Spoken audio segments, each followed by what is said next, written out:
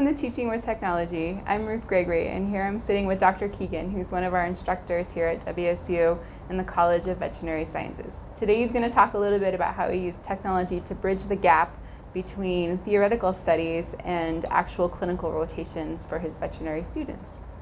This is one tool we've used to allow them to see these clinical techniques and clinical equipment in use, and be able to use a simulated ventilator that essentially acts very similar to what they would see with the real thing. So they get to see the responses of the patients, simulated patients, and they don't have the stress of working on a live animal.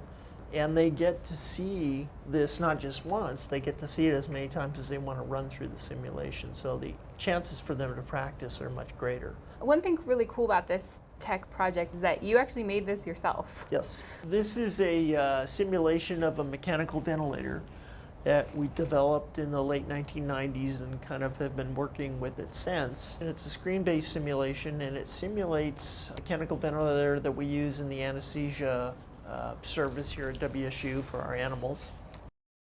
I came up with a simulation that would run on mobile devices, and this is a nursing simulation.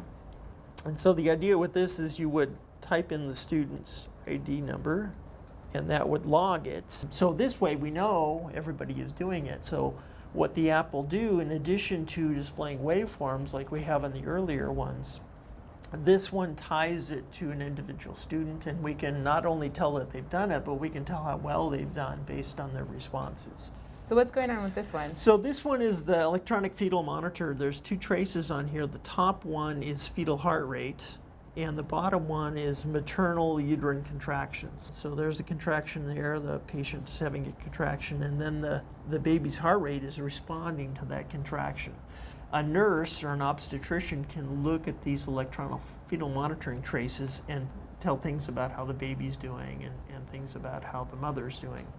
And again, I knew nothing about electronic fetal monitoring. I did this in conjunction with the College of Nursing up in Spokane. And it turns out that this degree of decreased heart rate occurring very, very abruptly and not being associated with uterine contractions is probably associated with something going on with umbilical cord blood flow. So they call that cord compression. Maybe the baby's grabbing the cord or laying on the cord, or the mom is laying on one side.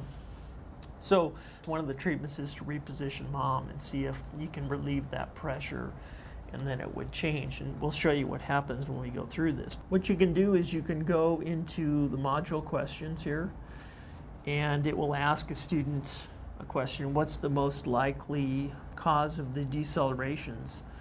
If they pick umbilical cord compression, they submit their answer, and it will tell them if it's correct or not correct. And then if they want, after they've made a choice, they can get an explanation. So they can see that, and then they go on to the next one and ask them some questions that they're supposed to know about baseline fetal heart rates. If you pick the wrong answer, it will tell you, no, that's not correct. Okay, doesn't let you choose it again, and then you go to the third question. That's correct. The last question of these groups is a treatment question. And this question is, what are your treatment recommendations? So if you choose the wrong thing and submit that, it'll say no, but you're allowed to try again. But what it will do is it says, go ahead and tap the trace and see what happens as a response of your treatment. So you chose wrong, this is what's going to happen, and hopefully they'll recognize the fetal heart rate is going down. And so what they will do then is to go back to the question, and they'll try it again, and if they pick correctly, in fact, it will force them, it will keep looping until they pick the correct answer on this final treatment choice. So if I were to pick this one again, it would say, no, that's wrong, and something bad would happen again. So then they submit their answer. It tells them, yep, that's correct. And they will start the trace. Yeah, so it reinforces their choice, whether they made a good choice or bad choice. It tells them the consequences of what they've done. But it does it in a non-stressful, non-threatening, safe environment for obviously the patient, because there is none, and for the student too. All those responses, those questions are saved and stored. as well as the treatment choices, the number of times it took them to get the right treatment. That's all saved with the student's ID number and data. So we know how well they did, we know that they did it, and we know how many times it took them to get the right treatment. So to test and see if this worked or not, what we did is a test at the College of Nursing. And so what we found is that the students that were in the app using group scored an average of 85% on that quiz, while the students who were in the traditional reading group scored 70. So they improved about a grade level. The other interesting thing from that study is that we did a survey of the students afterwards. And we asked the students who had used the app, did you use the app to study for the exam?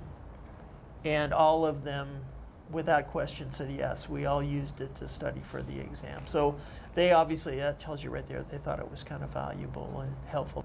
Cool. Well, thank you for talking with us about these interesting tools that you've developed. This is Ruth Gregory reporting from the beautiful Blues. Stay tech savvy.